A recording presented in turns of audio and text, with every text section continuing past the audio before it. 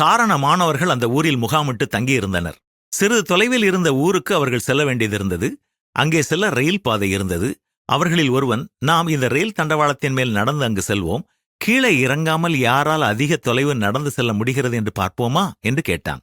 எல்லோரும் அதற்கு ஒத்துக்கொண்டார்கள். ரயில் தண்டவாளங்கள் இரண்டின் மேலும் மாணவர்கள் ஒருவராக நடக்கத் தொடங்கினார்கள்.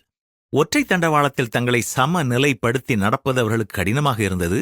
சமநிலை தவறியதால் பலர் தண்டவாளத்தை விட்டு இறங்கினார்கள்.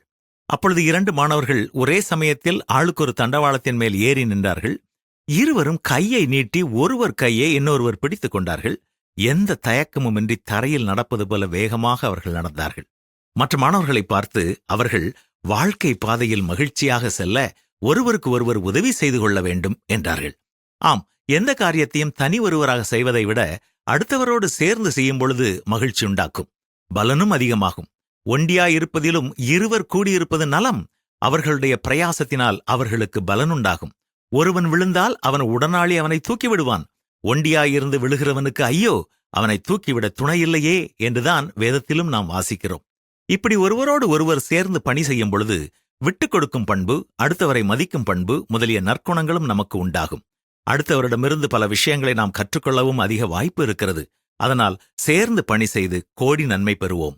இதே போலத்தான் குடும்பம் என்ற அமைப்பிலும் கணவனும் மனைவியும் இசைந்து வாழ வேண்டும் என்பதே கடவுளுடைய திட்டம். இன்று பல குடும்பங்களில் உறவு சிக்கல்கள் ஏற்படுவதற்கும் குடும்பங்கள் உடைந்து போவதற்கும் காரணம், அந்த குடும்பங்களில் உள்ள கணவனோ அல்லது மனைவியோ அல்லது இருவருமே தாங்கள் ஒருவருக்கொருவர் உதவியாக இருக்க வேண்டும் என்ற அறிவில்லாமல் ஒருவரையொருவர் எதிர்க்கட்சி போட்டியாளராக கருதி முக்கியமான நேரங்களில் தனித்து பாடுபடும்படி விட்டுவிடுகிறார்கள்.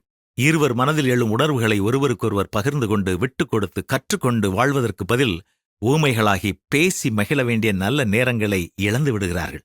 அல்லது வேண்டுமென்றே அடுத்தவர் கோபத்தை தூண்டும் வார்த்தைகளை பேசி கடவுள் தங்களுக்கு கொடுத்திருக்கும் உதவிக்கரத்தின் மேன்மையை உணராமல் போய்விடுகிறார்கள்.